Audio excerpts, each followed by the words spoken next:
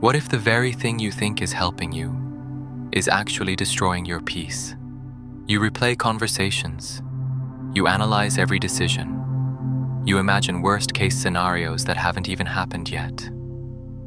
And deep down, you call it being careful. But Allah calls it something else. When was the last time your thoughts actually gave you peace instead of anxiety? Because overthinking doesn't protect you, it paralyzes you. It whispers, what if you fail? What if you choose wrong? What if everything goes wrong? And suddenly, you stop moving. You stop trusting. You stop living. But here's the terrifying part. What if overthinking is not just a habit, but a silent form of distrust in Allah? That's uncomfortable, isn't it? Because if that's true, then every moment of overthinking is pulling you away from something far greater. Allah subhanahu wa ta'ala says in the Quran, "And whoever puts their trust in Allah, then He alone is sufficient for them." Let that sink in. Sufficient. Not partially helpful. Not sometimes supportive. But completely enough. Yet, we still overthink. Why? Because we want control. We want guarantees. We want certainty before action. But Allah never promised certainty. He promised guidance. Are you waiting for perfect clarity before trusting Allah? Because that moment will never come. Even the Prophet Muhammad, peace be upon him, faced uncertainty, but he didn't overthink every outcome. He trusted. There's a difference between thinking and overthinking. Thinking leads to action. Overthinking leads to fear. And fear is where Shaitan thrives. Let's be honest. If overthinking burned calories, we'd all be in Olympic shape by now. But instead, it drains your soul. And what you're about to realize next might completely change how you see your thoughts forever.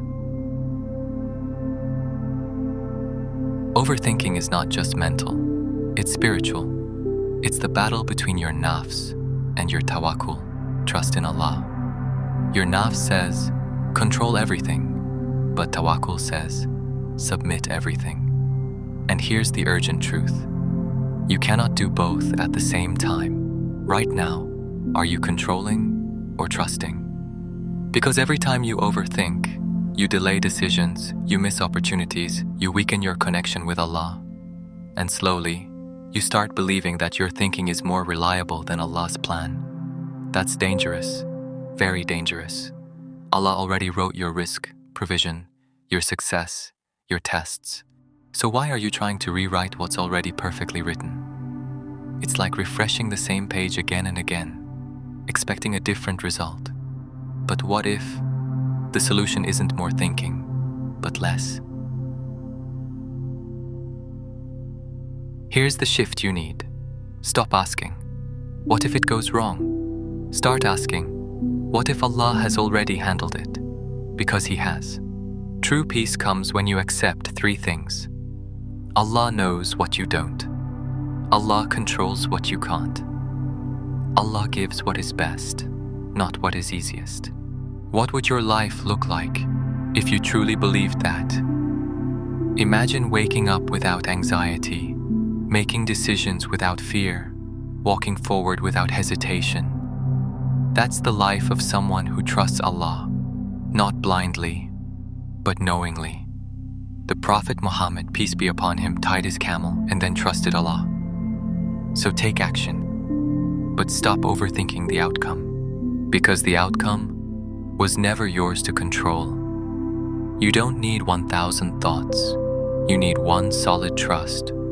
And once you understand this, you'll never see your worries the same way again. Overthinking is loud, but trust in Allah is quiet, and yet it is far more powerful.